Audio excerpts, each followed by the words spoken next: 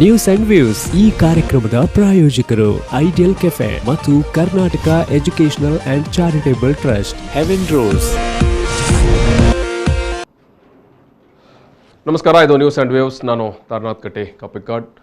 ಮೊನ್ನೆ ದಿವಸ ಬೆಳ್ತಂಗಡಿಯ ಧರ್ಮಸ್ಥಳದ ಕನ್ಯಾಡಿಯಲ್ಲಿ ದಿನೇಶ್ ಎಂಬ ಯುವಕನನ್ನು ಫೆಬ್ರವರಿ 25ರಂದು ಯುವಕ ಮೃತಪಡ್ತಾನೆ. ದಿನೇಶ್ ಪರಿಶಿಷ್ಟ ಜಾತಿಗೆ ಸಮುದಾಯಕ್ಕೆ ಸೇರಿದಂಥ ಯುವಕ ಮಂಗಳೂರಿನ ವೆನ್ಲಾಕ್ ಸರ್ಕಾರಿ ಆಸ್ಪತ್ರೆಯಲ್ಲೇ ಮೃತಪಡ್ತಾನೆ. ಈತನ ಸಾವಿಗೆ ಸ್ಥಳೀಯ ನಿವಾಸಿ ಕೃಷ್ಣ ನಾಯರ್ ಎಂಬಾತ ಆತನನ್ನು ಸಾರ್ವಜನಿಕವಾಗಿ ಬೀದಿಯಲ್ಲಿ ಆತನ ಮೇಲೆ ಹಲ್ಲೆ ನಡೆಸಿ ಆ ಕಾರಣದಿಂದಾಗಿ ಗಂಭೀರವಾಗಿ ಗಾಯಗೊಂಡಿದ್ದಂಥ ದಿನೇಶ್ ಮಂಗಳೂರಿನ ವೆನ್ಲಾಕ್ ಸರ್ಕಾರಿ ಆಸ್ಪತ್ರೆಗೆ ದಾಖಲಿಸಲ್ಪಟ್ಟಿದ್ದ. ಚಿಕಿತ್ಸೆ ಫಲಕಾರಿಯಾಗದೆ ದಿನೇಶ್ ಮೃತಪಟ್ಟಿದ್ದಾನೆ. ಒಬ್ಬ ಪರಿಶಿಷ್ಟ ಸಮುದಾಯಕ್ಕೆ ಸೇರಿದಂಥ ಒಬ್ಬ ಸಾಮಾನ್ಯ ಕೂಲಿಕಾರ ದಿನೇಶ್ನನ್ನು ಕೃಷ್ಣ ನಾಯರ್ ಅನ್ನುವಂಥ ಒಡೆದು ಕೊಲೆ ಮಾಡಿರುವಂಥ ವಿಚಾರ ತಾಲೂಕಿನಲ್ಲಿ ಭಾರಿ ದೊಡ್ಡ ಮಟ್ಟಕ್ಕೆ ಒಂದು ಸಂಚಲನವನ್ನು ಮೂಡಿಸಿದಂಥ ವಿಚಾರ ಕೂಡ ಹೌದು. ಯಾಕಂತ ಹೇಳಿದ್ರೆ ಕೃಷ್ಣ ನಾಯರ್ ಮತ್ತು ಆತನ ಹಿನ್ನೆಲೆ ಈ ವಿಚಾರ ಒಂದು ಕಡೆ, ಮತ್ತು ದಿನೇಶ್ ಆತನ ಪರಿಸ್ಥಿತಿ, ಆತನ ಸಮುದಾಯ ಮತ್ತು ಆತ ಬಂದಂಥ ಪರಿಸ್ಥಿತಿ ಅದು ಇನ್ನೊಂದು ಕಡೆ.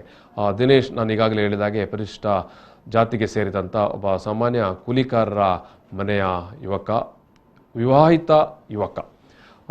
ಅದೇ ಅತ್ತ ಕಡೆಯಿಂದ ನೀವು ಕೊಲೆ ಮಾಡಿದಂಥ ಕೃಷ್ಣ, ಈತ ಯಾರು ಅಂತ ನೋಡಿದರೆ ಆತ ಸ್ಥಳೀಯ ಹಿಂದೂ ಸಂಘಟನೆಯ ನಾಯಕ ಭಾಸ್ಕರ ಧರ್ಮಸ್ಥಳ ಎಂಬಾತನ ಸಹೋದರ ಕೃಷ್ಣ ಎಂಬಾತ ಈತನಿಗೆ ಸಾರ್ವಜನಿಕವಾಗಿ ಬೀದಿಯಲ್ಲಿ ಹಲ್ಲೆ ಮಾಡಿ ಆ ಕಾರಣದಿಂದವಾಗಿ ಗಂಭೀರವಾಗಿ ಗಾಯಗೊಂಡಂಥ ದಿನೇಶ್ ಮರುದಿವಸ ಮಂಗಳೂರಿನ ವೆನ್ಲಾಕ್ ಆಸ್ಪತ್ರೆಯಲ್ಲಿ ಅಂದರೆ ಫೆಬ್ರವರಿ 25ರಂದು ಸಾವನ್ನಪ್ತಾನೆ.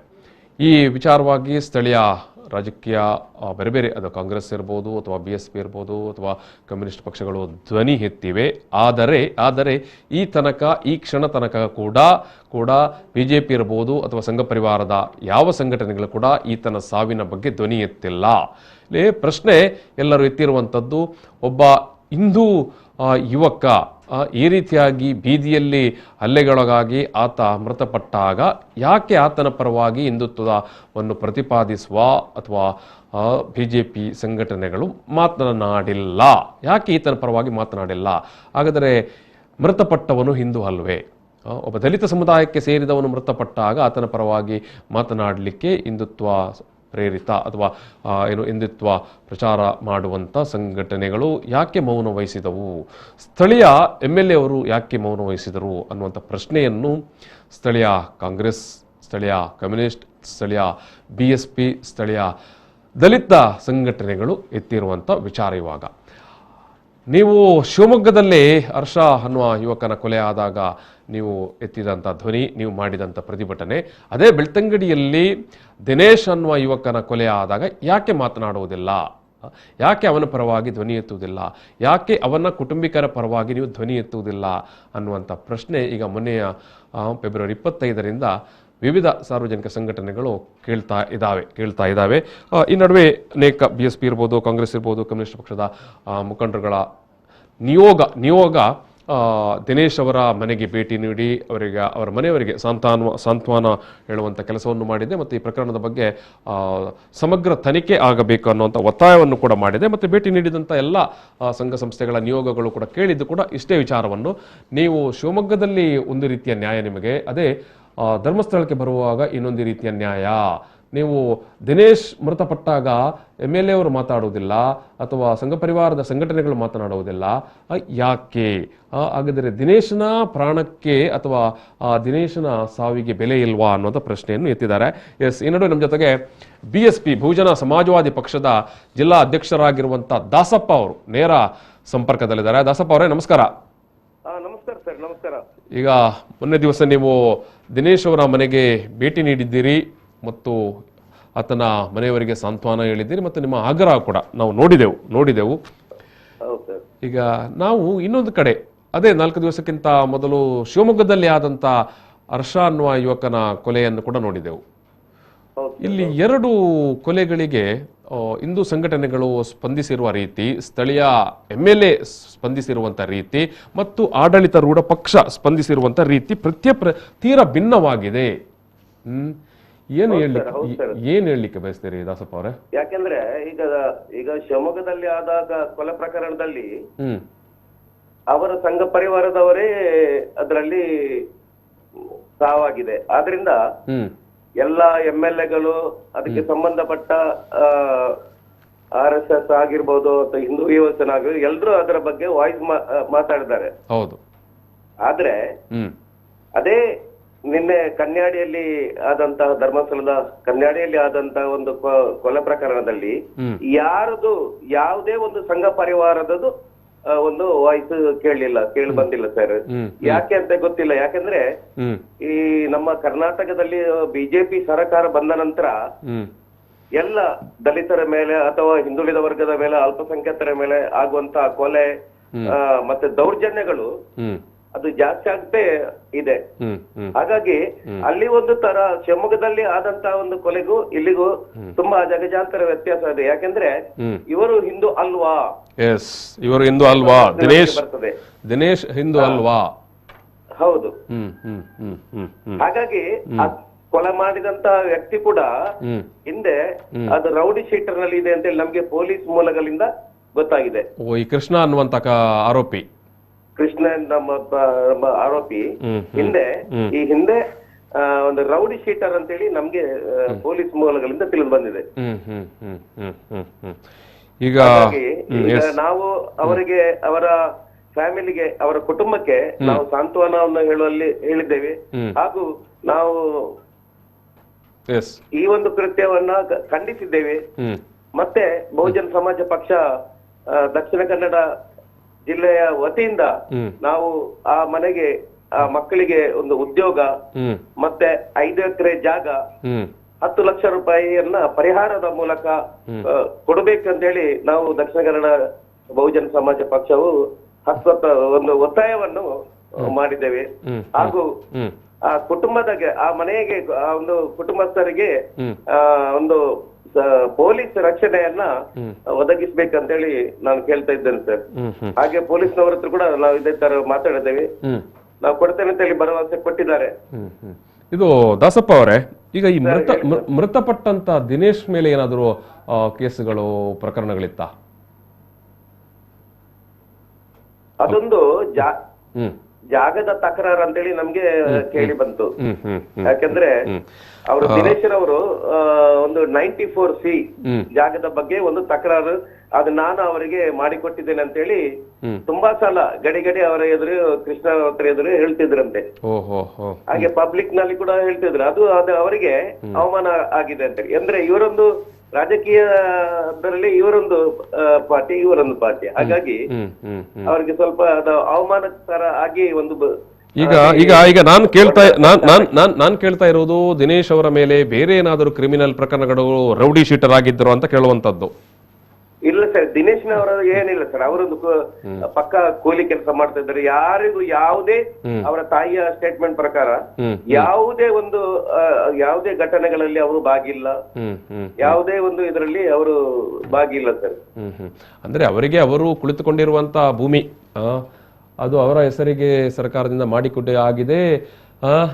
ಅದಕ್ಕೆ ಅವರು ಅದನ್ನು ಅವರು ಕೃಷ್ಣ ಅವರ ಜೊತೆಗೆ ಮಾತನಾಡುವಾಗ ಹೇಳಿಕೊಂಡಿದ್ದಾರೆ, ನಿಮ್ ಪಕ್ಷ ಮಾಡಿಲ್ಲ, ನನ್ನ ಪಕ್ಷ ಮಾಡಿದೆ ಅಂತ. ಅಷ್ಟೇ ತಕರಾರು ಆಗಿದ್ರೆ ಹಾಗೆ ಜಾಗದ ತಕರಾರಿಂದ, ಅಂದ್ರೆ ಅವರು ಮಾಡಿಕೊಟ್ಟಿದ್ದಾರೆ ಅಂತೇಳಿ ಇವರು ಸ್ವಲ್ಪ ಗಡಿ ಹಂಗಿಸ್ತಾರೆ ಅಂತೇಳಿ ಅವರಿಗೆ ಸ್ವಲ್ಪ ಕೋಪವನ್ನು, ಬಲವಾದ ಹೊಡೆತ ಹೊಡೆದಿದ್ದಾರೆ. ನಾವು ಆ ಜಾಗವನ್ನು ಕೂಡ ಪರಿಶೀಲನೆ ಮಾಡಿದ್ದೇವೆ. ನಾವು ಹೇಳ್ಕೊಂಡು ಹೋಗಿ ಅಲ್ಲಿ ಸರಿಯಾಗಿ ಹೊಡೆದಿದ್ದಾರಂತೆ. ಮತ್ತೆ ಅಲ್ಲಿ ಹತ್ತಿರದ ಅವರೆಲ್ಲ ಹೇಳ್ತಿದ್ರು. ಹೌದು ಸರ್. ಇದು ದಾಸಪ್ಪ ಅವರೇ, ನಾನು ಮತ್ತೆ ಕೇಳುವಂತದ್ದು, ಯಾಕಂದ್ರೆ ಪ್ರಕರಣ ನಡೆದು ಇಷ್ಟು ದಿವಸ ಆಯ್ತು, ಇನ್ನೂ ಕೂಡ ಯಾವುದೇ ಹಿಂದೂ ಪರ ಸಂಘಟನೆಗಳು ದಿನೇಶ್ ಪರ ಧ್ವನಿ ಎತ್ತಿಲ್ಲ ಕರಾವಳಿಯಲ್ಲಿ. ಇಲ್ಲ ಸರ್, ಯಾರು ಬೇರೆ ಎಲ್ಲ ಶಿವಮೊಗ್ಗದಲ್ಲಿ ಅಷ್ಟೆಲ್ಲ ಅವರ ಕಾರ್ಯಕರ್ತರೇ. ಆದ್ರಿಂದ ಎಲ್ಲಾ ಗಲಾಟೆಗಳು, ಕೋಮುದ್ವೇಷ, ಇದೆಲ್ಲ ಗಲಭೆಗಳು ಆಗಿ ಎಲ್ಲ ಅವರಿಗೆ ನಷ್ಟವನ್ನು ಉಂಟು ಮಾಡುವಲ್ಲಿ ಕೆಲಸವನ್ನು ಮಾಡಿದ್ದಾರೆ. ಆದ್ರೆ ಇಲ್ಲಿ ಒಬ್ಬ ಸಂಘ ಪರಿವಾರದವರು ಹೋಗಿ ಸಾಂತ್ವನ ಕೂಡ ಹೇಳಿಲ್ಲ, ಅದರ ಬಗ್ಗೆ ಧ್ವನಿ ಕೂಡ ಎತ್ತಲಿಲ್ಲ. ಇದು ಈಗ ಕೊಲೆ ಕೃತ್ಯ ನಡೆಸಿದಂತ ಕೃಷ್ಣ ಇದ್ದಾರೆ. ಕೃಷ್ಣ ಅವರ ಸಹೋದರ ಭಾಸ್ಕರ ಧರ್ಮಸ್ಥಳ ಅಲ್ಲಿ ಸಂಘ ಪರಿವಾರದ ಪ್ರಮುಖ ನಾಯಕ ಅಂತ ಕೇಳಿದ್ದೇವೆ.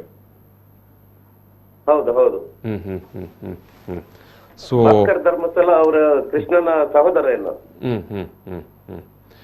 ಇದು ದಾಸಪ್ಪ ಅವರೇ, ಈಗ ಭೂಮಿ, ಸರ್ಕಾರಿ ಭೂಮಿ ನಾನು ವಾಸ ಮಾಡ್ತಾ ಇರುವ ಅಥವಾ ನನ್ನ ಮನೆ ಇರೋ ಭೂಮಿಯನ್ನು ನನಗೆ ಕಾಂಗ್ರೆಸ್ ಪಕ್ಷದವರು, BSP ಅವರು ಅರ್ಜಿ ಹಾಕಿ ನನಗೆ ಮಾಡಿಸಿಕೊಟ್ರು, ನನ್ನ ಹೆಸರಿಗೆ ಮಾಡಿಸಿಕೊಟ್ರು ಅಂತ ಒಬ್ಬ ವ್ಯಕ್ತಿ ಹೇಳಿಕೊಂಡ್ರೆ ಅಥವಾ 10 ಜನರ ಮುಂದೆ ಹೇಳಿಕೊಂಡು ಬಂದರೆ ಅದಕ್ಕೆಲ್ಲ ಕೊಲೆ ಮಾಡಬೇಕಾ?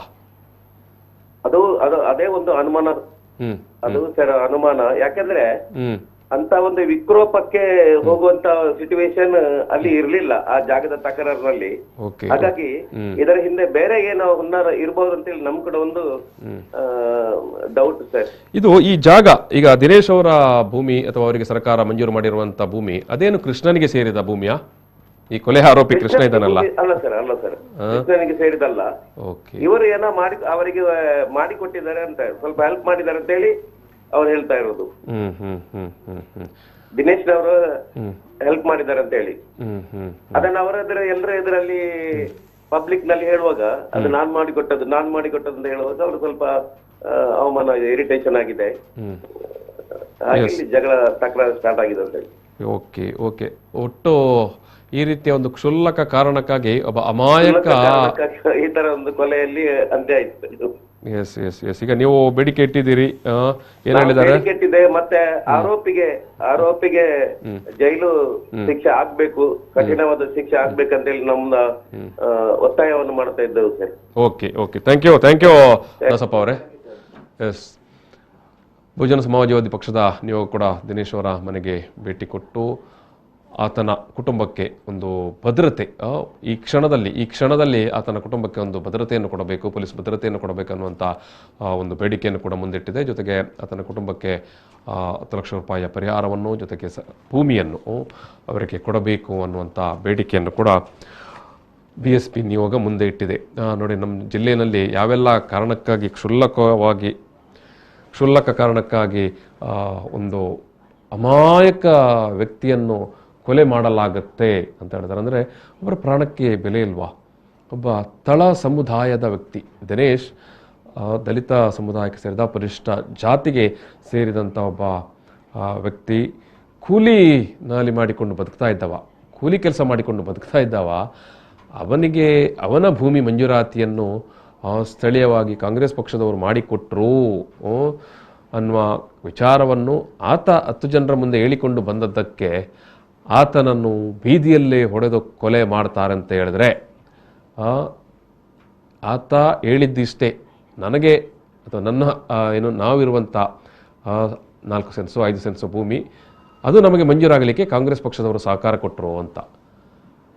ಅಷ್ಟಕ್ಕೆ ಆತನನ್ನು ಕೊಲೆ ಮಾಡಲಾಯಿತು ಅಂತ ಹೇಳಿದರೆ ನೀವು ಆಲೋಚನೆ ಮಾಡಿ, ಇಂಥ ಪರಿಸ್ಥಿತಿ, ಇಂಥ ಸ್ಥಿತಿ ಎಲ್ಲಿ ಇದ್ದೇವೆ ನಾವು ಅಂತ. ಎಸ್, ಈ ನಡುವೆ ನಮ್ಮ ಜೊತೆಗೆ BSP ಪಕ್ಷದ ರಾಜ್ಯ ಕಾರ್ಯದರ್ಶಿ ಕಾಂತಪ್ಪ ಅಲಂಗಾರ್ ಅವರು ನೇರ ಸಂಪರ್ಕದಲ್ಲಿದ್ದಾರೆ. ಕಾಂತಪ್ಪ ಅವರೇ, ನಮಸ್ಕಾರ. ನಮಸ್ತೆ ಸರ್. ಎಸ್, ನಾನು ಈಗಾಗಲೇ ನಿಮ್ಮ ಪಕ್ಷದ ಜಿಲ್ಲಾ ಅಧ್ಯಕ್ಷರ ಜೊತೆಗೆ ಮಾತನಾಡೋ ಕೂಡ ಕೇಳಿದೆ. ಮೊನ್ನೆ ದಿವಸ ಶಿವಮೊಗ್ಗದಲ್ಲಿ ಹರ್ಷ ಅವರ ಕೊಲೆ ನಡೆದಾಗ ಎಲ್ಲ MLAಗಳು, ಹಿಂದುತ್ವದ ಸಂಘಟನೆಗಳು ಮಾತಾಡುತ್ತವೆ, ಬೀದಿಗೆ ಇಳಿತವೆ. ಆದರೆ ಅದೇ ಧರ್ಮಸ್ಥಳ ಕನ್ಯಾಡಿಯಲ್ಲಿ ದಿನೇಶ್ ಅನ್ನುವಂಥ ಹುಡುಗನನ್ನು, ದಲಿತ ಹುಡುಗನನ್ನು ಬೀದಿಯಲ್ಲಿ ಹೊಡೆದು ಕೊಲೆ ಮಾಡಿದಾಗ ಯಾರು ಯಾಕೆ ಮಾತನಾಡುವುದಿಲ್ಲ? ಯಾರು ಅಂತ ಹೇಳಿದ್ರೆ ಬಹುಮುಖ್ಯವಾಗಿ ಆಡಳಿತ ಪಕ್ಷ ಮತ್ತು ದಕ್ಷಿಣ ಕನ್ನಡ ಜಿಲ್ಲೆಯ ಸಂಘ ಪರಿವಾರದವರು ಯಾಕೆ ಮಾತನಾಡುವುದಿಲ್ಲ ಅಂತ ನಾನು ಕೇಳುವಂಥದ್ದು. ಹಲೋ. ಎಸ್, ಕಾಂತಪ್ಪ ಅವರೇ. ಧಾರ್ಮಿಕ ವಿಚಾರಗಳಲ್ಲಿ ಅನಗತ್ಯವಾಗಿ ಬೀದಿಗಿಳಿದು ಹೋರಾಡುವ ಬಿಜೆಪಿ ಮತ್ತು ಸಂಘ ಪರಿವಾರದ ಸಂಘಟನೆಗಳು ದಲಿತರ ಹತ್ಯೆ, ಅತ್ಯಾಚಾರ, ದೌರ್ಜನ್ಯ ಪ್ರಕರಣಗಳಲ್ಲಿ ಜಾನ ಮೌನ ವಹಿಸುತ್ತದೆ.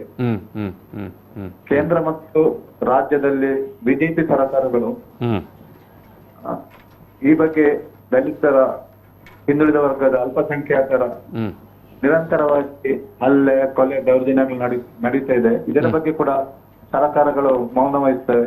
ಪೊಲೀಸ್ ಇಲಾಖೆ ಕೂಡ ಮೌನ ವಹಿಸೋದ್ರಿಂದ ಇಂಥ ಸಮಾಜಘಾತಕ ಶಕ್ತಿಗಳು ವಿಜೃಂಭಿಸುತ್ತವೆ ಮತ್ತು ಉದ್ವೇಗವನ್ನು ಎಲ್ಲ ಕಡೆಯಲ್ಲಿ ಹೆಚ್ಚಿಸ್ತಾ ತನ್ನ ಬೇಳೆ ಬೇಯಿಸಲು ಸರ್ಕಾರ ಅದಕ್ಕೆ ಪ್ರೋತ್ಸಾಹ ಕೊಡುವುದು ನಾವು ಕಾಣ್ತಾ ಇದ್ದೇವೆ. ಈ ಬಗ್ಗೆ ಸರ್ಕಾರ ಮತ್ತು ಪೊಲೀಸ್ ಇಲಾಖೆಗಳು ನಿರ್ದಾಕ್ಷಿಣ್ಯವಾಗಿ ಬಜರಂಗ ದಳದವರು, ಶ್ರೀರಾಮ ಸೇನೆ ಮತ್ತು ಬಿಜೆಪಿಯ ಮುಖಂಡರು ಅವರ ವಿರುದ್ಧ ಕಾನೂನು ಕ್ರಮ ಕೈಗೊಳ್ಳಬೇಕಾಗಿ ನಾವು ಬಿಎಸ್ಪಿ ಆಗ್ರಹಿಸುತ್ತದೆ. ಈಗ ಇಲ್ಲಿಯ ಈ ಪ್ರಕರಣದಲ್ಲಿ ನಾನು ನಿಮ್ಮ ಹತ್ರ ನೇರವಾಗಿ ಕೇಳುವಂಥದ್ದು, ಈ ಒಂದು ಪ್ರಕರಣದಲ್ಲಿ ಮಂಗಳೂರಿನ ದಕ್ಷಿಣ ಕನ್ನಡ ಜಿಲ್ಲೆಯ ಯಾವುದೇ ಸಂಘ ಪರಿವಾರದ ಸಂಘಟನೆಯವರು ಮಾತನಾಡಲಿಲ್ಲ, ಯಾಕೆ ಅಂತ ಕೇಳುವುದು ನಿಮ್ಮ ಹತ್ರ. ಈಗ ನೀವು ದಿನೇಶ್ ಅವರ ಮನೆಗೆ ಹೋಗಿ ಬಂದಿದ್ದೀರಿ. ಓಟಿಗಾಗಿ ದಲಿತರು, ಹಿಂದುಳಿದ ವರ್ಗದವರು ಬೇಕಾಗಿದೆ. ಆದ್ರೆ ಇವತ್ತು ಅವರು ದಲಿತ್ ಓಟಿನ ಹಕ್ಕಿಗೋಸ್ಕರ, ಓಟನ್ನು ಚಲಾವಣೆ ಮಾಡೋಸ್ಕರ ಸರ್ಕಾರ ರಚನೆ ಮಾಡಲಿಕ್ಕೆ ದಲಿತರು, ಹಿಂದುಳಿದ ವರ್ಗ ಬೇಕು. ಆದರೆ ಇವತ್ತು ಧರ್ಮಸ್ಥಳದ ಕನ್ಯಾಡಿಯಲ್ಲಿ ದಿನೇಶ್ ಎಂಬ ಪರಿಶಿಷ್ಟ ಪಂಗಡದ ವ್ಯಕ್ತಿಗೆ ಹಲ್ಲೆ ಮಾಡಿ, ಅಲ್ಲಿ ದೌರ್ಜನ್ಯ ಮಾಡಿ, ಕೃಷ್ಣ ಯಾನೆ ಕಿಟ್ಟ ಎಂಬವ ಒಂದು ಅಲ್ಲಿ ರೌಡಿ ಶೀಟರ್ ನಲ್ಲಿದ್ದಾನೆ. ಆದ್ರೂ ಕೂಡ ಅಲ್ಲಿ ಸ್ಥಳೀಯರಿಗೆ ನಾವು ವಿಚಾರಣೆ ಮಾಡಿದಾಗ ಆ ರೌಡಿ ಶೀಟರ್ ನಿರಂತರವಾಗಿ ಅಲ್ಲಿ ಸ್ಥಳೀಯರಿಗೆ ಕೂಡ ದೌರ್ಜನ್ಯಗಳು, ಬೆದರಿಸುವುದು, ಇಂಥ ಗೂಂಡಗಿರಿ ಸಮಾಜಘಾತಕ ಶಕ್ತಿಗೆ ಒಂದು ಪ್ರೋತ್ಸಾಹವಿದೆ. ಅವರ ಸಹೋದರರು ಕೂಡ ಇಂಥ ಪ್ರೋತ್ಸಾಹ ನೀಡುತ್ತಿದ್ದಾರೆ. ಇಂಥವನ್ನು ಸರ್ಕಾರ ಹಾಗೂ ಪೊಲೀಸ್ ಇಲಾಖೆ ಬಾರಿ ಮೌನವಾಗಿ ವಹಿಸಿರುವುದು ಇದು ಬಾರಿ ದುಃಖದ ವಿಷಯ. ಇಲ್ಲಿಯ ದಲಿತರಿಗೆ ಒಂದು ಅನ್ಯಾಯ, ದೌರ್ಜನ್ಯಗಳು ಮುಂದಿನ ದಿನಗಳಲ್ಲಿ ನಡೆದ ನಾವು ಉಗ್ರವಾದ ಒಂದು ಹೋರಾಟವನ್ನು ಅದು ಜಿಲ್ಲೆಯಲ್ಲಿ ಆಗಲಿ ಬೆಳ್ತಂಗಡಿಯಲ್ಲಿ ಕೂಡ ನಾವೊಂದು ಉಗ್ರವಾದ ಒಂದು ಹೋರಾಟವನ್ನು ಹಮ್ಮಿಕೊಳ್ಳಲಿದ್ದೇವೆ. BSc. Yes thank you Kanthappa ಅವರೇ, ಥ್ಯಾಂಕ್ ಯು.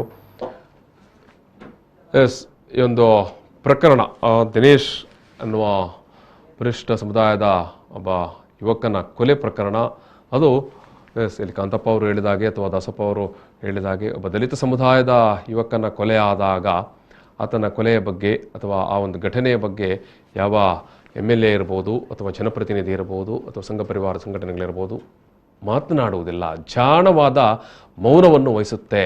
ಮತ್ತು ಇಲ್ಲಿ ಗಮನಿಸಬೇಕಾದ ವಿಚಾರ, ಇಲ್ಲಿ ದಿನೇಶ್ ಅನ್ನೋ ಯುವಕನನ್ನು ಬೀದಿಯಲ್ಲಿ ಹೊಡೆದು ಕೊಲೆ ಮಾಡಿರುವಂಥದ್ದು.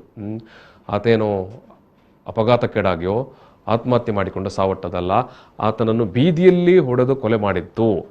ಸೊ ಒಬ್ಬ ಹಿಂದೂ ಸಮುದಾಯದ ಒಬ್ಬ ಯುವಕನನ್ನು ಕೊಲೆ ಮಾಡಿದಾಗ್ಯೂ ಯಾಕೆ ಈ ಜಿಲ್ಲೆಯ ಹಿಂದೂ ಪರ ಸಂಘಟನೆಗಳು ಮಾತನಾಡುವುದಿಲ್ಲ?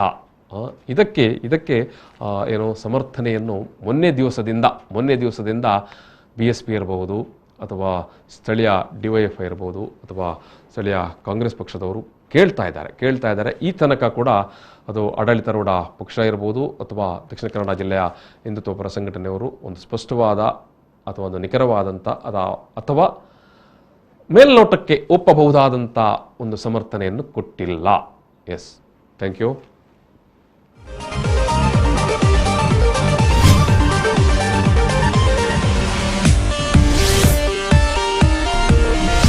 ನ್ಯೂಸ್ ಅಂಡ್ ವ್ಯೂಸ್ ಈ ಕಾರ್ಯಕ್ರಮದ ಪ್ರಾಯೋಜಕರು ಐಡಿಯಲ್ ಕೆಫೆ ಮತ್ತು Karnataka educational and charitable trust, heaven rose.